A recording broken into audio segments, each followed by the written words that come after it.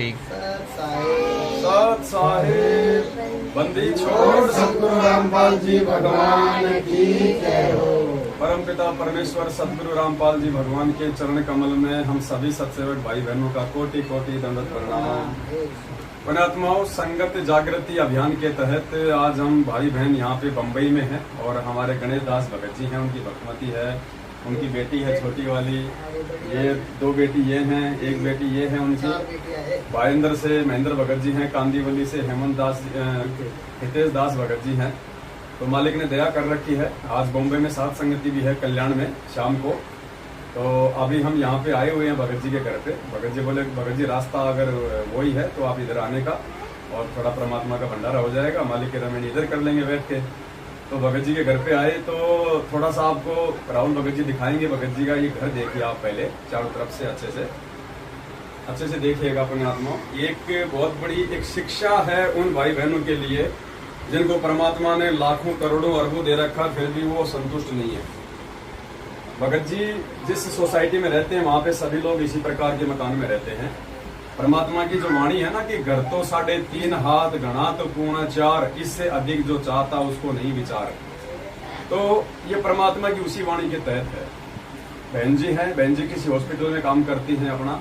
भगत जी अपना ऑटो चलाते हैं, इनका खुद का ऑटो है, ये अपना ऑटो चलाते हैं। परमात्मा की भक्ति कर रहा है पूरा परिवार और अपना गुजर बसर बड़ी आसानी से कर रहे हैं, बड़े प्यार प्रेम से कर रहे हैं। और देखिए पुण्यात्माओं, ज्यादातर सात संगतियों में, चाहे वो गुजरात में हो, चाहे बंबई में हो, चाहे राजस्थान में हो, ये परिवार वहां पे सात संगतियों में जाता है इस स्थिति में, क्योंकि ये जिसको ज्ञान हो जाएगा फिर वो रुकता नहीं है। तो पुण्यात्माओं, परमात्मा की एक वाणी है कि कहाँ चिनावे मैडियां लंबी भीत उसार और काल पड़े भूलेट ना तेरे ऊपर जामे घास।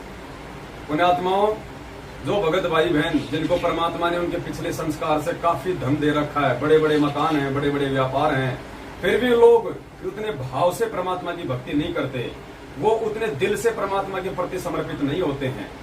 उनके अंदर वो श्रद्धा, वो भाव परमात्मा के प्रति वो नहीं है जो परमात्मा चाहते हैं। तो इस परिवार को देख के हमारे जो भगत भाई हैं उनको एक शिक्षा लेनी चाहिए कि भाई मालिक की वाणी के अनुसार कि साईं इतना दीजिए जिसमें कुटुंब समाओ, हम भी भूखा न रहे साधु न भूखा जाए। बस इतना ही मांगिए परमपिता परमेश्वर से। और भगत जी के केवल 4 जो है बेटियां हैं, इनके कोई पुत्र नहीं है। हालांकि हमें तो परमात्मा ने ज्ञान से समझा ही दिया है कि बेटा बेटी सब एक समान है परमात्मा के मार्ग में ज्ञान होने के बाद में। तो भगत जी ने, मैंने देखा, फिर भगत जी ने कहा कि 4 बेटियां, का बेटा नहीं है, बोला नहीं। तो मैंने कहा भगत जी परमात्मा के वचन अनुसार, परमात्मा की वाणी के अनुसार यदि आजीवन आप मर्यादा में रहे, इस मार्ग पे आप टिके रहे तो मोक्ष निश्चित है 101%। जिस घर में बेटा नहीं है उस आत्मा का तो 100% मोक्ष निश्चित है, अगर मर्यादा में रह के भक्ति में लगा रहा तो। ऐसा नहीं है कि जिनके बेटे हैं उनका मोक्ष नहीं हो पाएगा, उनको भी मर्यादा निभानी पड़ेगी। लेकिन भक्ति करते करते वो झटके नहीं आएंगे। जिसके बेटा नहीं है उनको वो झटके नहीं आएंगे। आज पोता बीमार हो गया, आज छोरा के टांग टूट गई, छोरा नौकरी नहीं लगा, वो टेंशन नहीं रहेगी उन आत्माओं के। आज वो पोती बीमार हो गई, आज उसका वहां हॉस्पिटल में जाना, ये करना, उसका लेना, उसका देना, ये लेन देन परमपिता परमेश्वर अपनी उन आत्माओं के समाप्त कर देता है जिनके घर में पुत्र रूप में कोई संतान नहीं होती है। ये बेटियां तो एक दिन अपना मालिक की भक्ति करेंगे, ये तो अपनी पढ़ाई हो जाएंगी, दूसरे भक्तों के घर में परमात्मा भेज देगा। बचे कौन?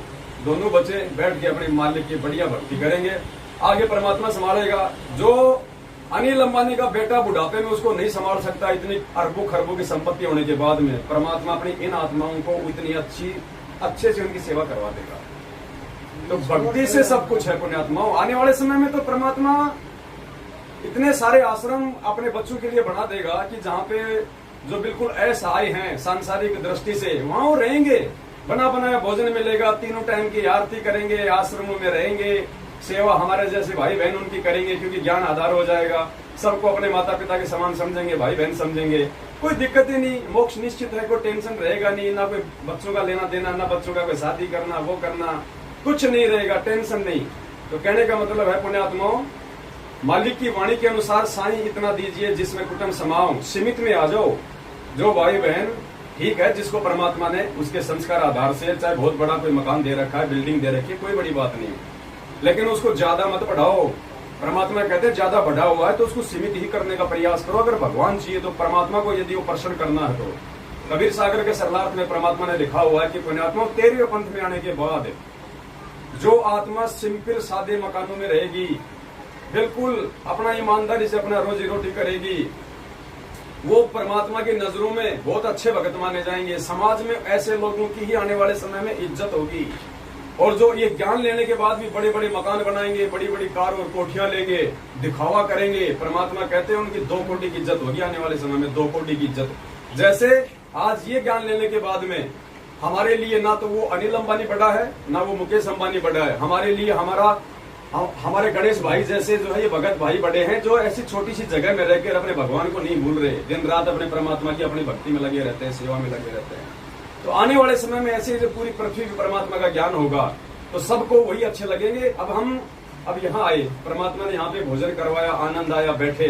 अब ये आनंद पुण्यात्मा यदि हम अनिल अंबानी के घर पे जाएं और वो यदि हमारे को पानी के जहाज में बैठा के भोजन करा दे, यहाँ जो आनंद आया इसका 1% भी नहीं आ सकता वहां पे, क्योंकि हमारा वहां पे भाव नहीं है। मालिक कहते हैं इष्ट मिले और मन मिले, मिले सकल सवरीत, कहे कबीर वहां जाइए जा रहे संतन की प्रीत। तो हमारे भाव तो वहां मिलेंगे जहां हमारे भगत भाई हैं। मालिक कहते हैं कि खीर खांड भोजन मिले पर साकट संग ना जाए, और कह कबीर जो की भूसी मिले तो अपने भगत के घर में खाए। भगत के घर में अगर रूखा सूखा भी आपको खाने को मिल रहा है तो परमात्मा कहते हैं वो बड़े बड़े सेठों की खीर खांड से ज्यादा स्वादिष्ट और ज्यादा लाभ देने वाला वो भोजन है।